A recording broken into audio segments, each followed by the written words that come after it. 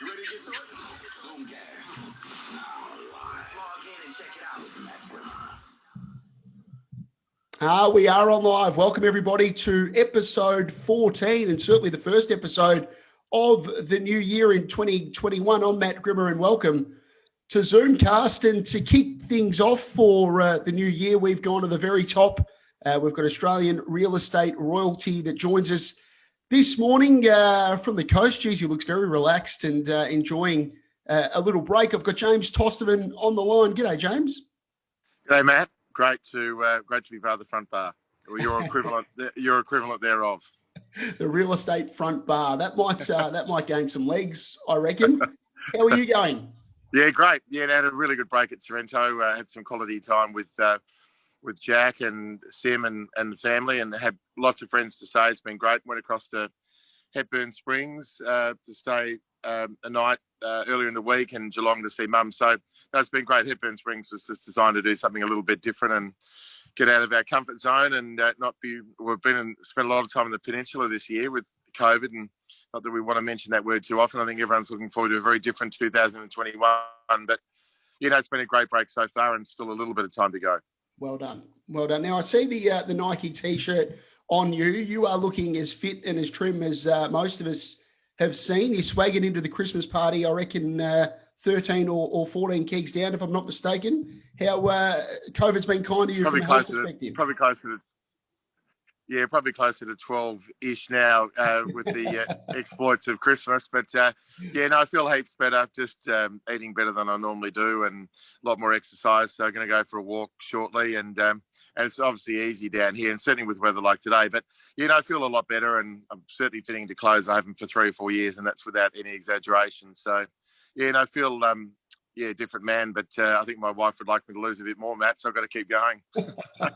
It's all about accountability, James, isn't it? I struggle with that part of the world, but hopeful we'll do something better in. No, it is. It's boring. I'd be lying if it didn't say I'm a shocking sweet tooth. I love my chocolate, and I won't give a long list of things I enjoy that I've not been able to enjoy for a while. But so the last probably 3 weeks I've been a little lax, so I'm going to have to up the ante again soon, but I feel a lot better.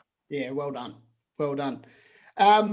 James, you've done a lot of podcast interview training. A lot of people hear your name and go, oh, I'm about to get a few nuggets of gold in terms of what I might learn to implement into my business. We'll certainly touch on some of those points. It'd be remiss of us not to, but a part of what ZOOMCAST has been about is getting to know the person behind the person and sort of uncovering your journey throughout the industry. I want to take it right back, where you were born, where you went to school, what you were like as a kid, what your relationship with your parents were like, and then moving through to eventually becoming the top performing estate agent that you are today and that you have been for a very, very long time. Can you take the viewers back to where it all began? Yeah, I was born in St George's Hospital in Cotham Q, and Halloween, baby, 1966. So 55 this year. It's frightening, mate. But anyway, still feel great. Still feel like I've got the energy of someone in their 20s, quite seriously. But we grew up in North Balwyn, and I love that. I mean, I look at the suburb now, and obviously there are aspects of, I've got to be careful because some people, of course, might currently live in North Balwyn listening to this, but let's just say it's a very different suburb now. But I loved it. Dad's mother had a pharmacy at near the corner of Belmore and Balwyn Road, and had it from 1949, and that was very unusual to have a female pharmacist in those days. So she was an integral part of our lives when she was alive, and Dad literally lived above the shop. And that's where we started. Went to Northbourne Primary, from prep to grade 6, Merrill Kindergarten, Northbourne before that, through to Balwyn High for a couple of years, Kerry from year 9 in Kew, obviously. So I had a good mix, really, but I only went to Kerry because my grandfather or grandparents, they paid for the school fees. So, so they, I was very fortunate. Mum and Dad didn't have the money to send Hames, Sarah and I to private schools. So that was great. As a kid, it'll surprise you, Matt, I was the chief organiser with footy and cricket at primary school. We'd get there, I think school started at 9, but we'd be always there around 8:15, sometimes 7:30, and we'd have the cricket and footy matches. I was the self-appointed captain of one of the teams, not on ability, I might hastily add. I was always very much the one that marshaled the troops, and yeah, it was good though. I loved primary school, and I loved Baldwin High. I probably loved Baldwin High more than Kerry, to be honest. Even though my best mates from Kerry and got some great friendships from Kerry, I really enjoyed the Baldwin High. We used to play soccer, and they stuck me in goals because I couldn't move swiftly enough on the field. And I thought with my size I might block the goals a bit, but I wasn't agile enough, so that was a problem. But yeah, no, we used to play, which is probably not so politically correct nowadays, but we played Wogs versus the Aussies, and they annihilated us, mate. The Greeks and Italians would just absolutely weave the ball or it was on a string, and would embarrass the Aussies. But great memories. Struggled with school. I was no star student, far from it. I enjoyed school, but it was probably more the sport and the social aspects, and played footy and rowing. Rowing was great for the camaraderie, just, I guess, the smaller crew, you know, when you want one of 8, plus the Cox.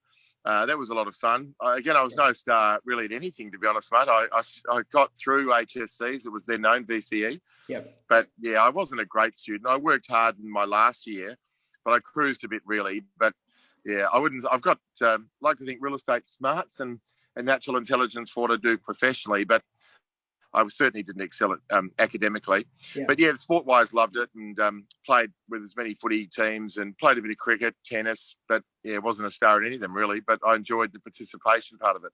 What did you want to do? And maybe it was real estate, but what did you want to do when you were a kid? Did you ever think about a different professional career before doing what you do now? Well, I used to build a lot of Lego houses, mate. So Mum was convinced I was going to be an architect, but and of course I ended up selling them. But no, I think probably we were talking about it a couple of nights ago with some friends. What would you have done if you absolutely had a choice in life, you know, and things had worked out differently? And it was sports commentary, AFL. Well, probably not just AFL. I mean, a Bruce McAvaney type role, not quite as annoying as Bruce can be on occasions with his high-pitched voice, but Dennis Committee, I always thought, you know, how smooth is his voice? But that would have been a lot of fun. And because I love AFL and my beloved Blues, it would have been an easy job to me. It wouldn't have felt like work. So I wanted to do that. When I left school, I was thinking something very, very boring in terms of banking and finance or something as a course. But because my marks weren't amazing, I would have lasted 5 minutes in that, mate. I love dealing with people, and that would have been a nightmare for me. So I just, wouldn't have enjoyed it. But Dad actually suggested when I was getting towards the end of my year 12 that I get into real estate. Spoke to a couple of friends of his and got a start with a company called Armstrong and Chapman and High Street Armidale, where Blackburn and Lockwood still are today. I think they still are. So I started there, and I had a lot of changes actually in my career. I couldn't settle down. I'd get to the top of Mount Everest and look around and think, well, you know, I've achieved that, and which wasn't that amazing in those days. I was no star performer, but I kept chopping and changing. So it was really only when I got to Marshall White, I mean, nearly 17 years at Marshall White, that I settled into a groove and stayed somewhere. But, yeah, so I was a bit probably directionless, like a lot of people when they're 16, 17, 18. But, yeah, sports commentary would have been good, but I think I've probably done better in real estate than even sports commentary. So it's worked out well. I'd hate to, those that know you know that you're a mad psycho Carlton supporter. I'd hate to hear you commentate a Carlton game. James, I remember Brett Ratton used to clap and cheer on the sidelines when he was a coach of the Blues, and I wouldn't have been able to restrain myself. I know Eddie Maguire's criticised for being a little biased during the Collingwood matches. I think I would have been, it would have been a disaster. But mind you, the Blues haven't had too much success in the last 25 odd years, so it wouldn't have been that bad, Matt. But no, it would have been great. It would have been really enjoyable. But I'm still very, very blessed for, you know, what I chose to do in the end. And, you know, 35 odd years in, it's been, been an amazing journey for me. I've been very fortunate. Yeah. It's amazing to hear that. That's exactly what I wanted to do as a kid. I wanted to be a sports journalist or a commentator or be on radio or something like that. So we've got a little connection there. And indeed, I've got a good mate that has done it, Ian Cohen, and he's done a lot with Channel 7 and on radio. And he really enjoys it. Obviously, like a lot of people, he's had challenging year this year. But no, it would have been so much fun, I think. And just what I do like about Bruce McAvaney is how versatile he is. You couldn't criticise the guy for that. I mean, he can be a little irritating sometimes with his football commentary, but horse racing, as you know, and with the Olympics, And with the tennis, he's very He can adapt to different sports, and I think his knowledge of sports is unbelievable. Like he doesn't get handed a slip of paper. He does his research, and I don't know. I admire someone like that because he's so well prepared. Yep. Whereas someone like Brian Taylor, who screams into the microphone, and the old Rex Hunt, and some people love them, but they used to drive. Well, BT still drives me completely bananas. So, don't like it. I don't like Brian Taylor. And Luke Darcy's, I won't get going on a few of the commentators I don't like. Let's just say Dennis Committee was as smooth as they come.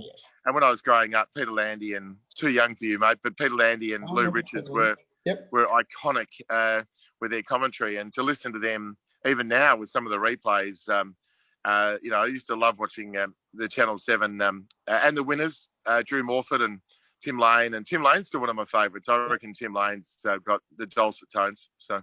Yep. No, well done. The you talked about your start in real estate briefly. What were you like? We all know how good you are now, and there'd be a lot of people that would be listening to this, James, that would be in the first 5 or 6 years of their real estate career. Tell me, what was James Tostevin like as a youngster in a real estate office, trying to make a name for himself in that part of town in Armidale where you started? Yeah, I was impatient, which will surprise you. I was methodical. I used to have the diary notes that I was known for, and I'd write into my diary the 8, 10, 15, 20 people before computers and something like we've got today with Box and Dice before all that became the norm. But I really didn't achieve much for the first 8 or 9 years, forgetting my 3 years in property management. Probably about 8 years, I think, in sales before I achieved much. But I finally went to there wasn't really much sales training in those days. John McGrath was the first one I went to at the old Chaucers, which is now, of course, a block of apartments. So I went to that, and that transformed my life. And a guy, Glenn Cortino, also transformed my professional career with all that he knew about real estate. And a few people used to be a little bit critical of Glenn, but he had some brilliant ideas. He was really ahead of his time when it came to, employing people, and he was great. So look, I struggled away, but I think the market wasn't kind to me late 80s and to anyone, late 80s around 1990, just into the early 90s, a challenging period in real estate. But I worked for a company, Carmichael and Weaver, for a few years, and they were good, but they didn't have a great profile. But Ian Carmichael was a great boss. I really liked working with Ian. And my first sales manager was a guy, Peter Salagari. And I worked with James Redfern and his business partner at the time, Clinton Roberts. So what very few people would know, Matt, is that James Redfern actually let me go, sacked me. There's no easy way to say it. Is that right?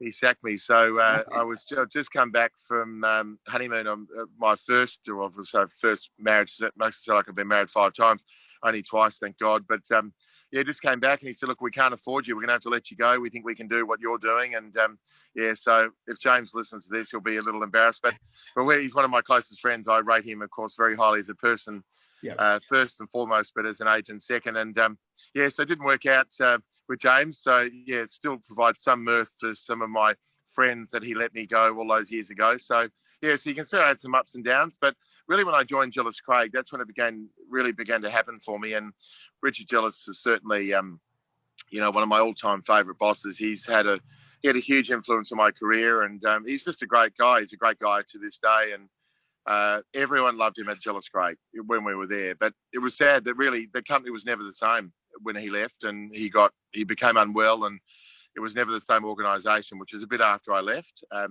The mistake I made was, Matt, probably the biggest mistake I made in my career was for a number of years just looking for something, a different challenge, and I just couldn't settle into a groove. And so that was the biggest mistake. I had my time over, but I did learn from some great people, and that was something that I've always tried to instill in people with my sales training. Try to learn something from everyone that you work with. Not all that they do will appeal to you, but there's going to be a number of things that do. And that's where I was really lucky. I worked with some very talented people through to Marshall White, as you know, where this the caliber of people there's great operators throughout the company. But if you look at our top 20, I can't imagine the top 20 would rate, other than McGrath's, they'd compare with anyone in Australasian real estate. So that's where we've got great depth to our talent, and where I've been really lucky. But I was a struggler really for years, in my opinion. But I managed to make some changes to my business, and they said a lot of people were very influential with that.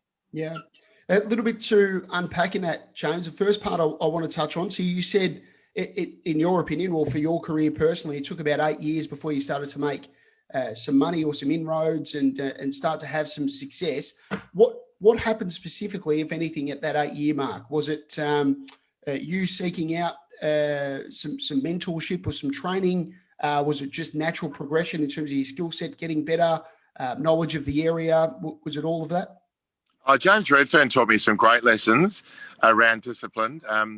And also, I mean, even something simple like how I kept my desk. He'd come in and he'd wipe it with a cloth, to make sure there was no dust on the desk and the phone, and everything had to be in its place. So from simple things like that to the preparation he did for listings, for what he did in a listing situation, through to John McGrath. John McGrath is still, I regard him as an iconic figure in real estate and someone that's had a huge influence on my career. And the first AREX, Matt, had an enormous impact on me. Yep. Listening to Bob Wolf, who still remains my favourite speaker, along with Phil Harris. They're my favourite 2 real estate agents I've ever met. I always say, Phil, Bob Wolf makes me look like I'm in a coma when I do. I reckon I'm energetic, but Bob Wolf takes it to another level. He's a unique individual. Yep. And Phil Harris is just the ultimate. He's just a consummate professional. I just love that. Love the guy. Professionally, he's just a genuinely nice human being.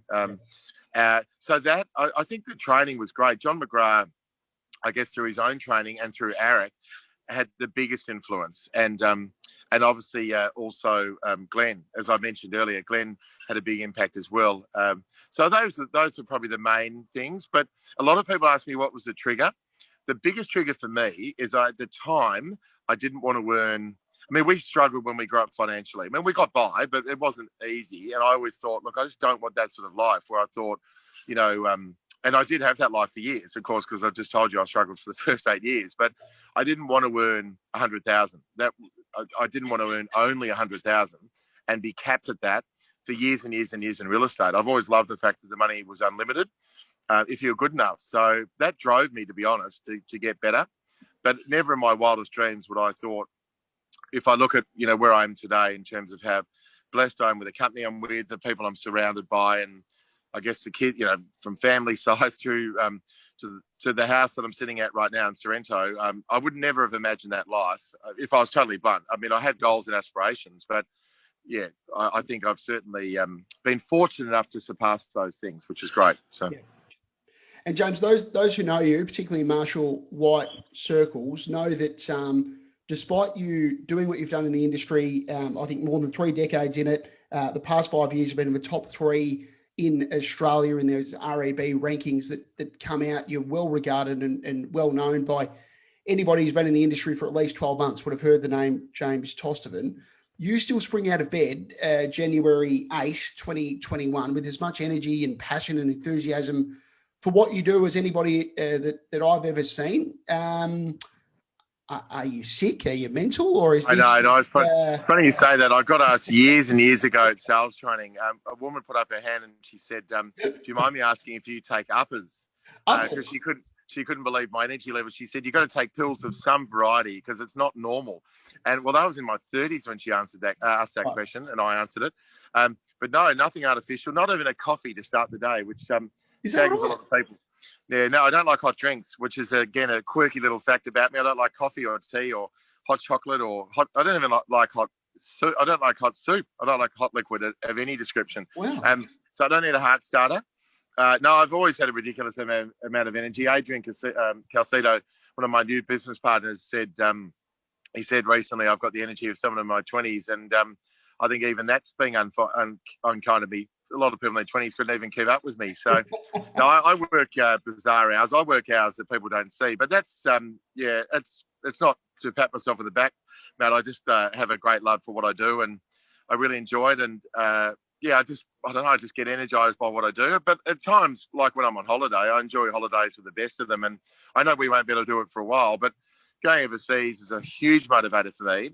Italy's my favourite country. We're having chat to some friends last night. We said, what state would you live in Australia if you were barred from living in Melbourne, Victoria? What country would you live in if you were barred from Australia? So, yeah, that for me is pretty easy. I'd live in Noosa, without a doubt, and I'd live in Italy if I was barred from Australia. So what I'm saying is the holidays for me in Italy anywhere really in Europe in particular. And the US. I enjoy traveling full stop. I haven't done much in Asia, but I'm a great Europe man. So that's been a huge motivator for me to get me out of bed. And as I think you're aware, I went to the Super Bowl with Charlie and Ed, my twin sons who are 28, to Miami, to Florida earlier this year. And earlier last year. We were so lucky. That was just before the catastrophic COVID. And before that, Hawaii and Europe. I had a great 2019, but that seems like a very distant memory. But I've been lucky enough to go to the Super Bowl twice and had my 50th with 80 members of my family in the south of France. So the other things that honestly motivate me, and just providing a great life for Sim and my 6 kids, that's been a huge driver. But it's insane how much I love what I do. It's actually quite sick, really. But I love it. So you've answered the question beautifully. Do you like to be, James, do you like to be the guy who helped or who added some value so the family will look back from a legacy perspective and say, well, James gave us this, or we went on that great trip. Do you remember that? And that's important to you beneath the surface of just simply dollars? I think, Matt, the thing that's great about holidays, and to me with your kids, and now the older 5 are 25 to 30, so they're not as interested in Dad as much anymore. But I think even the last family trip we did to New York and to Las Vegas and to Orlando and to the Bahamas was great, because I think of those trips, and we went to Hawaii about half a dozen times, you actually get to communicate with your kids, because in those days there probably wasn't quite the reliance on devices of various descriptions, and kids are very distracted by that nowadays, and getting them to concentrate even on a conversation at dinner. But let's put the phones down during dinner. So, Matt, that would be probably one of my happy memories. And Sorrento is a happy place for me. The beach house I've got is the happiest place for me in the world, without a doubt. So those memories are really, really important to me. Just being a great dad, it's a bit corny and cliched, but that's really important.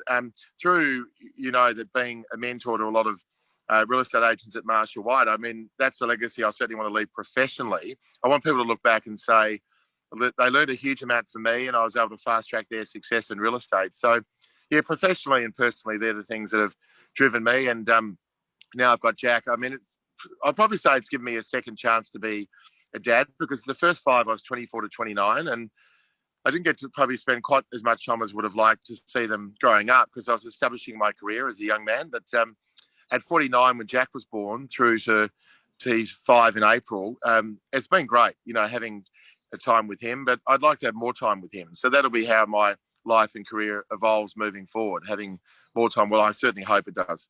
Yeah, well said.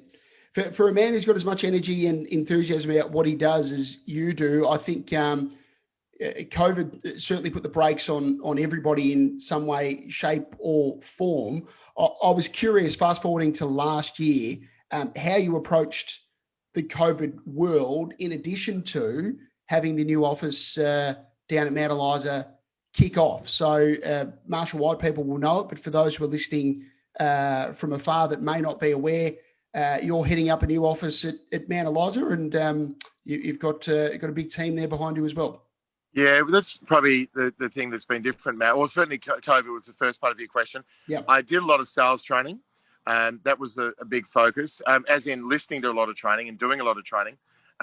So that was great. And then I don't think any of us could have worked completely full time if we wanted to. I did a lot of prospecting nurture calls, but as I discussed during the training I did at the time, it wasn't really prospecting. It was more nurture calls and checking in on people. And the conversation would inevitably drift to real estate, but it was all about, if you remember, I spoke about it, Phil Harris, heaps of agents spoke about it, being a human being first and real estate agent second. So that was really important. But I did have some great time with Jack and Sim. I didn't work Saturdays for about 6 months. So that was bizarre, but great. I mean, I loved it. It was fantastic. Charlie picked up a lot of the slack through the period of time that we could, and that was great for me. And as you said, starting a new office was terrific, although we were frustrated because we were ready to go early August. But again, that was the least of everyone's concerns. And that's what people forget sometimes. You talk about how it affected us all professionally, but what about all the people that lost people, brothers, sisters, parents, and it was horrific. So I think we're quick to talk about how it affected us individually. And was I frustrated? Yeah, I was bloody frustrated. And I can't say I was a great Dan Andrews fan, but let's not spend much time on that. I think they made some catastrophic decisions, which really resulted in a lot of people dying. And there's no easy way to say it, but it did. So I think our state, compared to the rest of Australia, handled it very poorly. But again, I don't want to get too bogged down on that topic. But I did want to escape for a while. I wish I'd done a Paul Gregory and escaped to Noosa and made phone calls from up there. But by the time I probably got my act together, it was too late. And I did feel the responsibility of that new office, Matt. You're right. Because we did a lot of recruiting. The average Mount Eliza office has got 1 or 2 salespeople. We've got, 11, 12. So it's very different.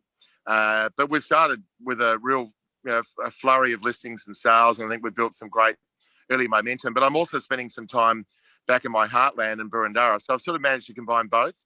But I'll have to see how I can juggle that moving forward, because it's really stretched me. October, November, December. It's been sorry, the gardeners in the background, mate. I might have to move. You've got the whippersnapper going. Yeah, that's really tested me at times, but I think I've been locked out, so I might have to just stay here for a moment. Anyway, yeah, so that was hard, but I've enjoyed. Is that annoying? That noise? Do you want me to get away from it? No, I can hear you fine. So we the COVID I probably just found a bit mentally challenging in terms, like all of us. I'm an extrovert. I love seeing friends and family, so I didn't see mum and dad and my kids older kids for a long period of time. So that was really frustrating. But I said I appreciate everyone was in the same boat. Well, unless they had their kids at home, they're in the same boat. Yeah. But I kept myself occupied. I watched an obscene amount of Netflix, but I watched it at night, not like some people who watched it during the day, which was bloody embarrassing. Had a couple of favourites, mate. Some people watch these little pissy series of 5 and 10, and that's nothing. I watched all the Narcos. I was a drug king in another world, mate. I watched nearly 200 drug cartel shows. Is that right? And then a couple of Turkish ones, mate, which very few people have heard of. Winter Sun, 50, and then Black Money Love, 164. So marathon. I had Netflix fatigue after the 164. So that was 45 minutes an episode. We worked out the other day, that was 200 and something hours of my life. 5 days. 5 days of television. So, but I watch it at night, and I'd do it till midnight, 1 o'clock in the morning, and I'd binge watch, watch 5, 6, 7 in a row. And anyway, and I did a lot of exercise. So you talked about it before, but that's how I got fitter, because Simmy and my wife wouldn't let me go to the supermarket, and I'm not exaggerating, because I put some chocolate and some crap in the supermarket in the basket, and I wasn't even allowed to put petrol in the car, mate, because she knew what I'd do. I'd grab a chocolate bar. So she'd come with me to the petrol station. So it wasn't just my self-discipline; it was my wife as well. So I got her to thank. I've never met Sim, but I reckon I could do a Zoomcast just with her about managing or hearing about your world behind the scenes. It's she give you a very different perspective. But it's fine for people like that, mate. She's 47 kilos and she's 5 foot tall, and it's fine for someone like that to comment, because she's so bloody. She's like a little Tinkerbell, mate. So a little my little pocket rocket, my wife. So yeah, no, she was great though. But without her, it's so easy to fall into traps, especially when you're having a lot of time at home, just to eat. But no, that was good. But yeah, I could still lose more. As I said, I'm not getting complacent. There's a few people at Marshall Whiteley's, that set very high standards. But I'll never be a Stewie Evans. That guy's off the Richter scale in terms of fitness and his body strength. A little different to the Mark Damons of the world. Let's put it that way.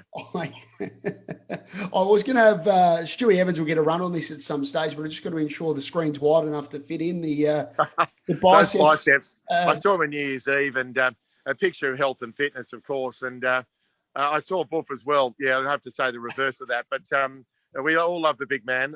He was missed at the Christmas party 2020 because we miss his humour and his backhanders. And being one of Buff's people, Matt, I've got to say, it's been one of the highlights of my life. Yeah, no doubt. Very fortunate. He's a very, very funny man. I'm conscious you're standing up with a whippersnipper in the background. I don't want to keep you too long, but that's okay. It's fine. 2021, it's the start of a new year. I wanted to get you on specifically this week, knowing that most estate agents are going to start their year professionally on Monday.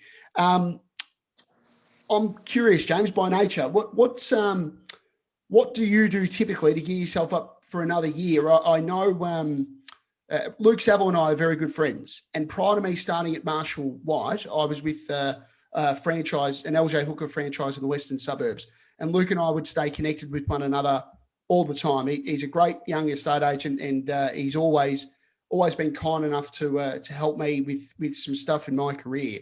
And he used to tell me about the goals that you would write at the end of each year, and they were bloody substantial in terms of pages and pages of notes and goals. For those who don't know, can you touch on how you put your goal list together, how it looks throughout the year in terms of reviewing it, and how you actually set up for a new year? Yeah, you were complimentary about my abilities before. I regard myself as a fading star, Matt. So I used to achieve some great things. I'm not sure if I achieved quite what I used to, and I'm not saying that to be modest. I have a love for what I do, as I've said numerous times today, but I do have some other priorities now. So yeah, the goals I did for years, it's called my commitment plan, and it's comprehensive. And anyone at Marshall White is more than welcome to get a copy of that. It's pretty detailed. And you've got to slot in some numbers, but I used to be very driven by listing numbers and sales numbers, and of course gross business. And gross business is really the thing that, again, is a big driver for me. But you know, as Mads Kennedy said to me a few times as a friend, not as a colleague, you know, you got nothing left to prove. Stop bloody killing yourself. Stop working so hard. And yeah, so I enjoy success, and I am still driven, but I don't need to go at the same pace and that I once did. And so tying back to goals. They're a part of my life very much, but I don't write probably pages of new notes. It's probably more tinkering and adjusting what I've done before. Right. Would be my answer. And how do I hit the ground running? I learned something from Michael Sheargold years ago, and that's when you come back from holiday, a lot of people sort of ease their way back in. Ideally, if you can have a lot of appointments set up for that first day, it compels you to get off to a flying start. You've got no choice because you've got commitments from day one. For me, you know, I can slip back into the groove with prospecting. And I've already set a plan in place for that 18th, 19th and 20th because, you know, the 21st we've got our fire up, which I always love being part of. So I'm going to have 3 massive days, certainly a lot of prospecting, nurture calls, but also a number of appointments. And I think the other thing is, which I appreciate it's too late now, but finishing the year strongly. A lot of people put up the shutters a bit too early. And I don't think many people did that late last year because they couldn't afford to because we were all so busy. But that's always really important, not to hit not to slow down in that first week of December, to finish really, really hard.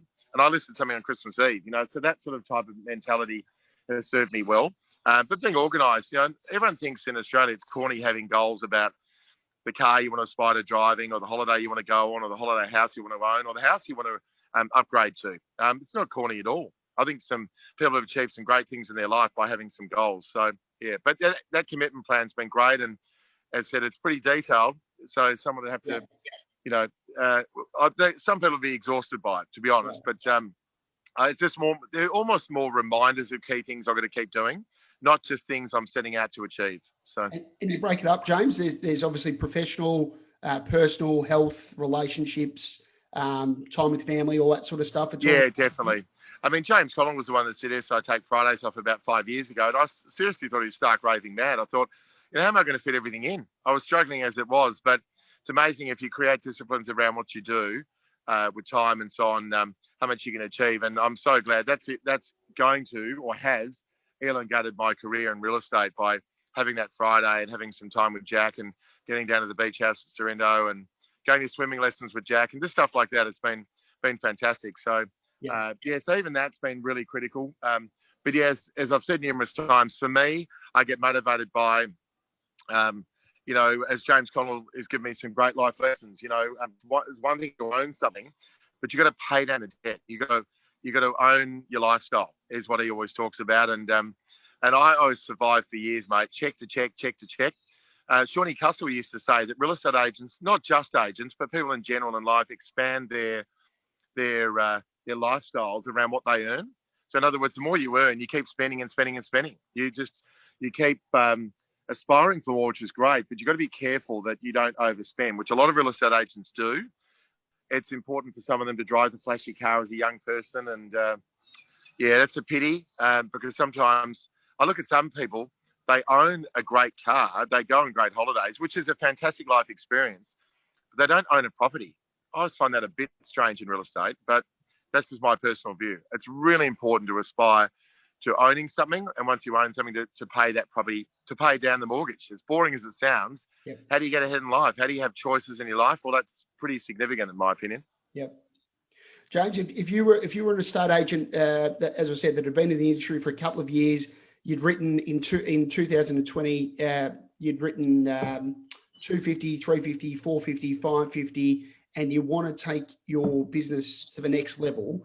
The market that we're in at the moment suggests that I think there's still a great amount of strength in it. We ended the end of the year incredibly well, and that will flow on certainly early 2021. The amount of listings that I've seen coming through from all of the offices already suggests that we're going to start with a bang.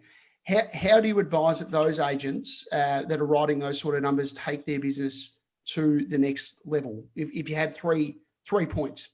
It's a bit broken record stuff, Matt, but I think if I had my time over and through to now, I think a mentor. I mean, you asked how I got going.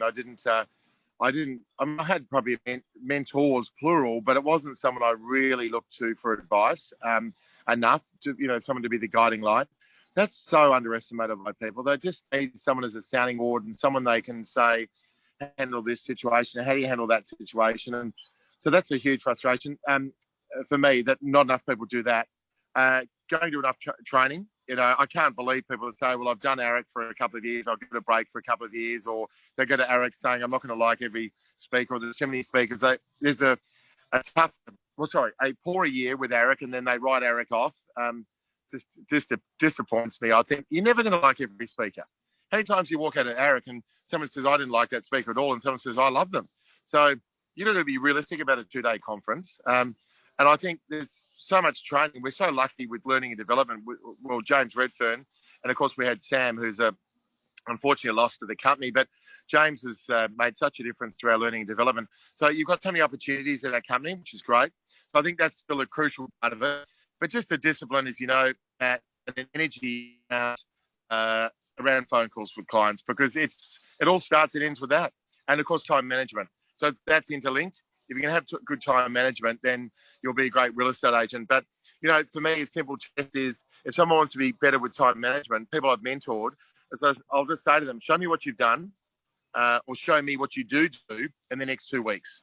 Give me a snapshot of your diary for 2 weeks and I'll work out what you're doing wrong and why you're not getting enough out of every day and out of every week and every fortnight and out of every month. Because there's still too many people that do appointments in the morning. I just don't get it. There's one time for appointments, and that's in the afternoon, unless it's a Thursday, which is open for inspection day, having structure to your day. So, look, I've answered it multiple ways, but I think mentor training through to a discipline around phone calls and, sorry, very annoying that whippersnapper, the phone calls through to time management. Not enough agents spend enough time on time management, improving their skills there. So, yeah. Well done. Thanks, James. Last one from me, which is a little bit different. Appreciate that you're certainly well known enough now through your prospecting and nurture calls, where that's where most of your business is still going to come from. That and repeat and referral business would be the largest portion of your real estate year. A lot of younger agents obviously are trying to get a strong presence on social media, and they're standing out in front of properties doing property videos, and we've seen our man Pilios strutting around there in his suits and what have you. If you were starting out again now, would you still go to the phone first, or do you think it's important, like would James Tostevin be doing property videos at the front of a property saying, g'day guys, welcome to 24 Illawarra Road, I'm James from Marshall White, or would you simply just be on the phone from the get-go?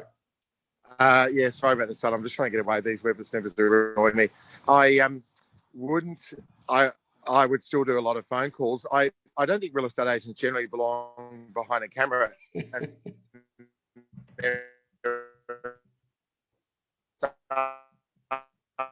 Hang on, James. I'm just losing you. Here, enjoy it. We need to have some variety, and I reckon it's suited to it. But no jokes aside, I think Matt Pilos and there's some people doing with all of that, but no. So I wouldn't do necessarily more of that. James, I just lost you for about 30 seconds then. So apologies. I'm just going to have to get you to start that one again. Okay. I was just saying that would I do more of it? I do some of it. Have you got me back? I've got you back. I heard the part where you said some real estate agents don't belong in front of a camera, and then it went. Yeah, I'm behind a microphone and that sort of thing, I guess, was my point. So, no, I do. I definitely do more of it. It's not ever been something I could have probably developed it more. And Matt Pilios and Kate Strickland do an amazing job. They, to me, set the standard. There might be a few others, but it's not that I go through every person at Marshall White to see what they're doing. But I think they do a terrific job, obviously. So it still would be an integral part of my career, answering your question, if I was starting off, I was starting again. But I think phone contact, I still think people love personal contact. How many times do you ring a bank or ring a council and you get drifted around to 3-4 people and, oh, no, this is the person to speak to? Or you ring Origin Energy or you ring any RSV, doesn't matter who you ring, and you think, okay, I've just explained my story to that person. Now I've got to explain it to someone else. People have direct personal contact. I love building up a rapport with someone and feeling comfortable with someone. And as the great Michael Sheargold always talks about, frequency of contact builds trust and confidence and belief. I've always stood by that, to be honest. So, yeah, that's been a huge part of my career. And if I was starting over again, it still would be a huge part of what I do. So. Yeah. Well done. Last one, you spoke about Netflix earlier. Did you get across the Last Dance with Michael Jordan when that came out? Yeah, sensational. I've never absolutely loved basketball. I mean, I love sport. I love, footy and tennis and cricket and golf. I love all of them. But what an inspiration. But as usual, which is so typical, and it happens more in Australia than America, but it happens the world over. It doesn't happen to Roger Federer. But so many sportsmen and women are criticised. The tall poppy syndrome, which Australia is, of course, renowned for, not just for people in sport, just generally. But there was still people who criticised the guy, as you know, for that documentary. But I thought it was outstanding. I'll happily watch it again. I've deliberately got, a bit of space between the... And I've been... But no, I really enjoyed it. I thought he was just... I love people like that. I love success stories. I love people that had nothing and they've just built up their careers and done incredibly well in sport or business or whatever they've done, whatever they've chosen to do. Well, the reason I brought it up, and I know he's winning NBA championships and we're selling houses in Melbourne, so the context I'm well aware of. There's a lot of traits in Jordan that I reckon you have shown through your career, through that competitiveness, hunger, desire to get better. You enjoy the competition. You enjoy going out and applying your skill set in the industry. And I think it's evident, and that's where the passion and enthusiasm continues to come from. So I had some text messages pinging around during it that said Tostevin and Jordan quite similar. So in terms of their... Yeah, no, that's very complimentary. Actually, one of the biggest compliments I've ever been given, I did training in Point Cook a couple of years ago, and they were mainly about 95% Indian crowd. I've lost you for a second. I've got you back. Yep. Have you got me? I do. We're just a bit choppy, but I've got you.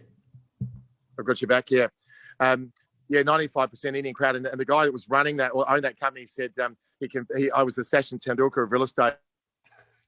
I thought there's no greater compliment than that from an Indian person in the bloody world, because the guy, so I certainly know. I don't put myself in that league. Or Jordan was a freak, but I just enjoy what I do. And, I guess I get a buzz out of what I do. And, I've had some success along the way. But obviously it comes to a lot of people if they put in the time and they are energetic. And energy's been a huge driver for me and a huge reason why I've been, I think, successful. But, it's enjoyable, mate. That's where it starts and ends, really, for all of us. As long as you have fun, that's a critical thing. So. Well done. A little plug for you. I don't know whether you're still doing this, given the change in office, but I know, James, that one of the things you pride yourself on more than anything is your prospecting, and people externally from Marshall White have an opportunity to come and listen to you on the phone for a couple of hours. Is that something that you're still doing?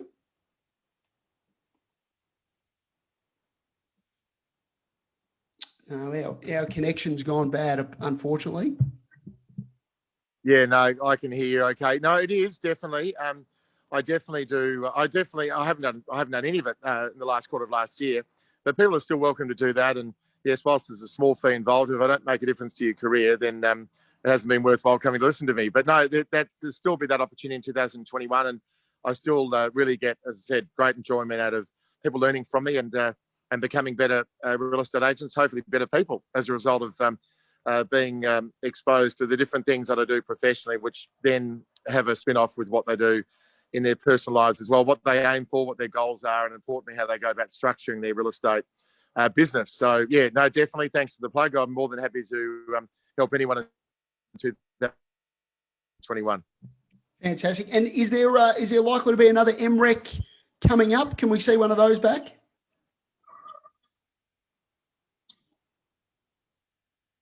Not sure. I've probably got a few other priorities now, so unlikely. Okay. Unlikely. I still love doing the sales training, but it's not going to be a part of what I do in the short term. But I might in due course. We'll see. But not in 2021 and probably not 2022. But we'll see.